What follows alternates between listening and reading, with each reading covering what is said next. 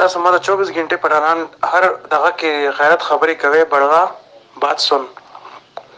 تاسو ر پښتانو خبرې کوي کوته پښتانو خبر اوري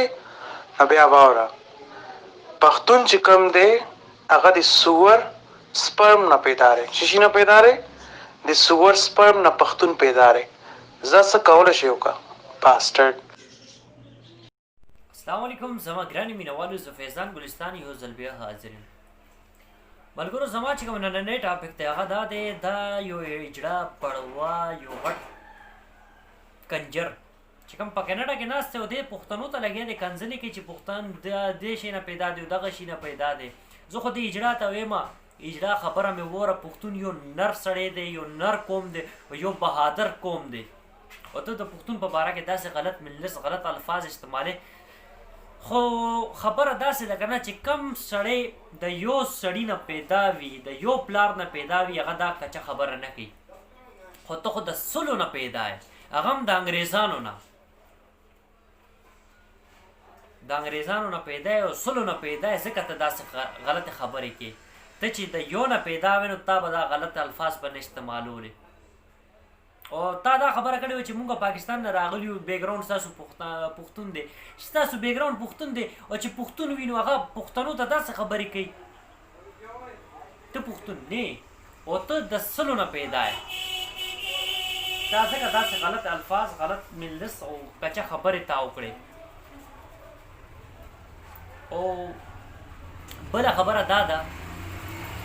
اول خو ما ډاکټري کوله اوس ما ډاکټري پرېښې ده اوس زه زرګري کوم او تاسو ته څه پته زرګر څه ته وایي انګلیش کې درته وایم جولیر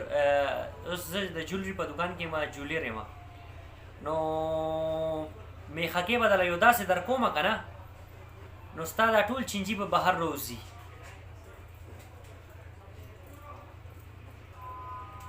او ستا دوی ما سره شته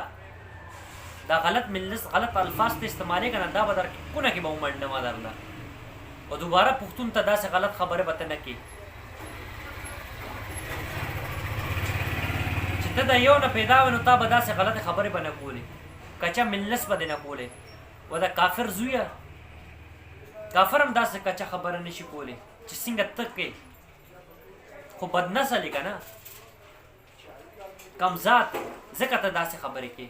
چې کوم انسان کمزات وي نو هغه نه څه ګیله خپل اوقات اصلیت ته ښکاره کړو ته یو کمزات یې کمی به پاتې کېږي او ټول عمر به کمی یې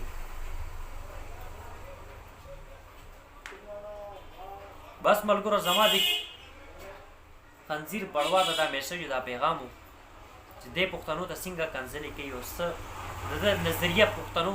په باره کې څه ده نو انشاءالله دې ډېر زر به پښتنو نه به معافي غواړي او د پښتون قوم ته کنځله کړې ده او دې نور څه کولی شي چې کوم انسان خپل فیملی په باره کې داسې ګټیه سوچ لري او خور چې دی نو رور مخامخ داسې غلط خبرې کوي لکه دا ما سره سیکسي خبرې کړې دي د دې خور او ما ته وایي زه چې دی نو هغه شی غواړم او ته چې دی نو دا وکړه هغه وکړه دا ستاسو سوچ دی ګټیه وي او تاسو ډېر غټ ګټیه خلک یي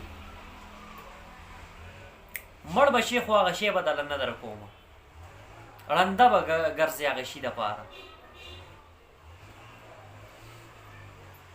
ولې تاسو په شانتې کنجرانو دپاره بېغیرتو خلکو دپاره نه د قوم عزت لري نه د وطن عزت لري داسې خلکو له زه هغه شی نه ورکوم چې کوم خپل ملک سره خپل خورې سره مخلص ني خپل خاندان سره خپل وینې سره مخلص ني خپل دین سره مخلص نه وي نو هغه کس هغه شي دپاره به مخلص وي نشي کېدی مخلص نو هغه شی ته راځل زه تاله نه در کوم اول ما ویل زه به دله در کوم خو اوس دله نه در کوم اوس به ورپسې ړنده ګرځې ته به وایې ماله شی راکړه خو زه به دله نه در کوم